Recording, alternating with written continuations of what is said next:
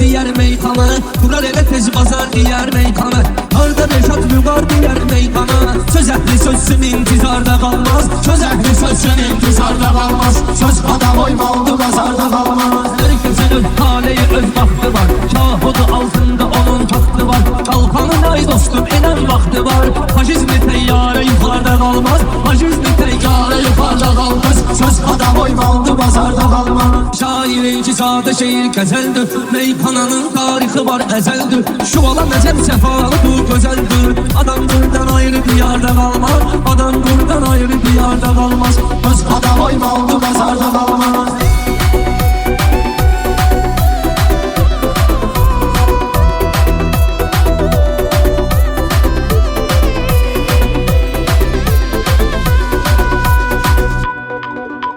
Ses sorağım yayılıb Azərbaycana Şairlərlə oturmuşam yan yana Kimə gərəkdir bunlar deyən meyxana Bıraxsalar bozdu dışarda qalmaz Bıraxsalar bozdu dışarda qalmaz Söz adam oymalı bazarda qalmaz Şair sözün şirin şirin söyləsə Meyxananın qazanında beynəsə Kim şu alanıyla dostluq eyləsə Həyatda dünya boyu qarda qalmaz Həyatda dünya boyu qarda qalmaz Söz adam oymalı bazarda qalmaz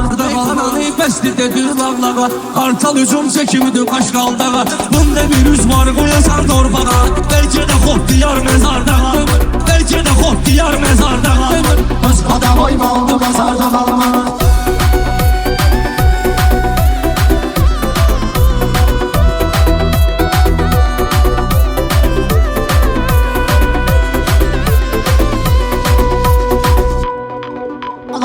İntizarı vardı gözləyənlərin Sözünü veda eten tez deyənlərin Belənciklə saxta söz deyənlərin Kaseti yadigar xiridarda qalmaz Kaseti yadigar xiridarda qalmaz Öz adam oymalı bazarda qalmaz Ses sorağım yayılıb Azərbaycana Şairlərlə oturmuşam yan yana Kimə gərəkdir bunlar deyən meyxana Bıraxsalar bozdu dışarda qalmaz Bıraxsalar bozdu dışarda qalmaz Söz adam oymalı bazarda qalmaz Şair sözün şirin şirin söyləsə Meyxananın qazanında beynəsə Kim şu alanıyla dostluq eyləsə Həyatda dünya boyu qarda qalmaz Həyatda